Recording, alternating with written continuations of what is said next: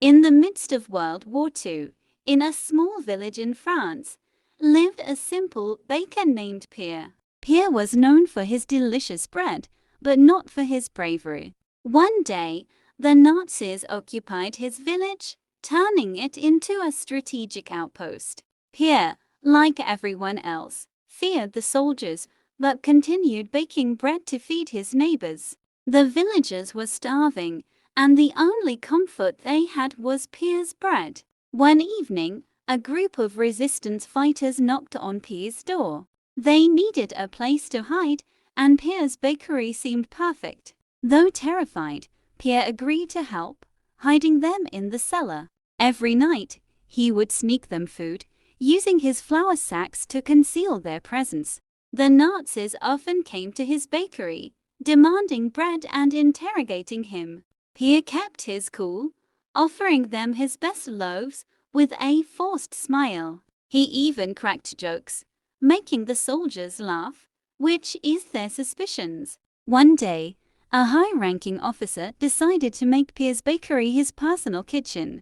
The officer, a man with a love for pastries, requested a special cake. Pierre was no pastry chef, but he accepted the challenge. He stayed up all night, baking the most extravagant cake he could imagine. The next morning, the officer was delighted and praised Pierre's talent. With the officer's favor, Pierre gained more freedom to move around the village. He used this freedom to smuggle messages and supplies to the resistance. The villagers began to see Pierre as more than just a baker.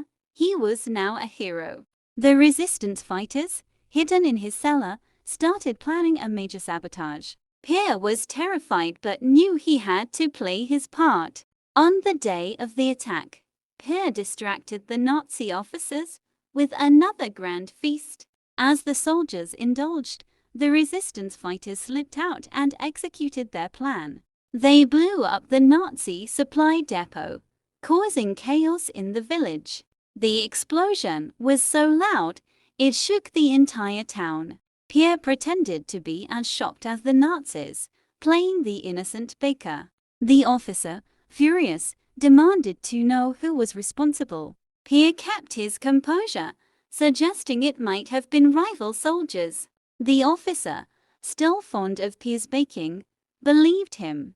The Nazis eventually left the village, chasing after false leads. The villagers celebrated their freedom, hailing Pierre as the savior of the town. Pierre, now a local legend, never revealed the full extent of his bravery. His bakery became a symbol of resistance, drawing tourists from all over the world. People came to taste the bread that had fooled the Nazis and saved a village. Pierre enjoyed telling his story, always adding a humorous twist. He would joke about how the Nazi officer had a sweet tooth and how that saved them all. The bakery was adorned with memorabilia from the war, making it a popular tourist spot. Visitors would laugh and cry as Pierre recounted his tales. Despite the horrors of war, Pierre's story was one of hope, courage, and humor. His story inspired others, showing that even in the darkest times, ordinary people. Tourists marveled at how Pierre, a simple baker, had outwitted the Nazis. They would leave with loaves of bread, a piece of history in their hands.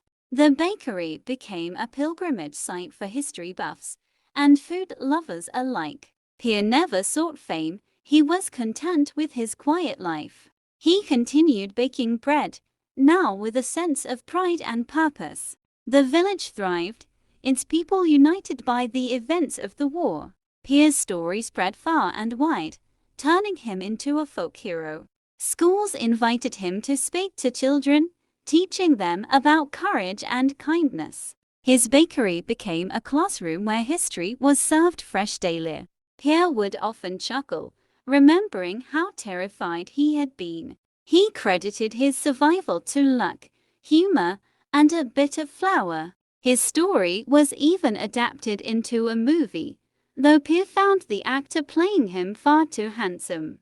Despite the attention, Pierre remained humble, focusing on his craft. The village, now bustling with visitors, honored Pierre with a statue. The statue depicted him holding a loaf of bread, a symbol of his quiet resistance. Pierre would often sit by the statue, chatting with tourists and sharing stories. He would joke that the statue was taller than him, but it captured his spirit. The war had left scars on the village, but Pierre's story brought healing. Laughter echoed through the streets as people retold the tales of the brave baker. Pierre's life returned to normal, but the memories of the war never faded.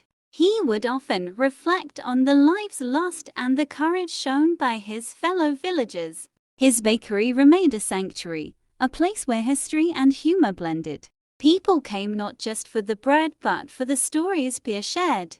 His humor, a shield during the war, now served as a bridge between generations. Children would gather around, listening to Pierre's tales with wide eyes. He would always end with a moral, encouraging them to be brave and kind. Pierre's bakery became a cornerstone of the community, a place of learning and laughter. The world changed, but Pierre's story remained timeless, a testament to the human spirit. He was no longer just a baker, he was a symbol of resilience and hope. The village, once ravaged by war, flourished, drawing visitors from across the globe. Pierre's story continued to inspire, proving that even in the darkest times, there is light. His simple acts of bravery had turned the tide of history in his village. The bakery, now a historical landmark, stood as a reminder of the power of courage. Pierre lived out his days peacefully, content in the knowledge that he had made a difference. His legacy, a blend of humor and heroism, was passed down through generations. The village never forgot the man who had turned flour into freedom. Pierre's bakery, with its rich history, became a must-visit destination for tourists.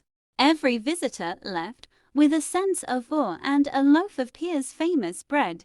Pierre's life was a testament to the power of ordinary people in extraordinary times. His story, filled with humor and heart, became a beacon of hope for all who heard it. The bakery, once a simple shop, became a monument to courage and kindness. Pierre's laughter echoed through the ages, a reminder that even in war there is room for joy. His story was one of resilience, proving that even the smallest acts can change the world. The village thrived, its people forever grateful to the baker who had saved them. Pierre's tale was retold in books, movies and songs, immortalizing his bravery.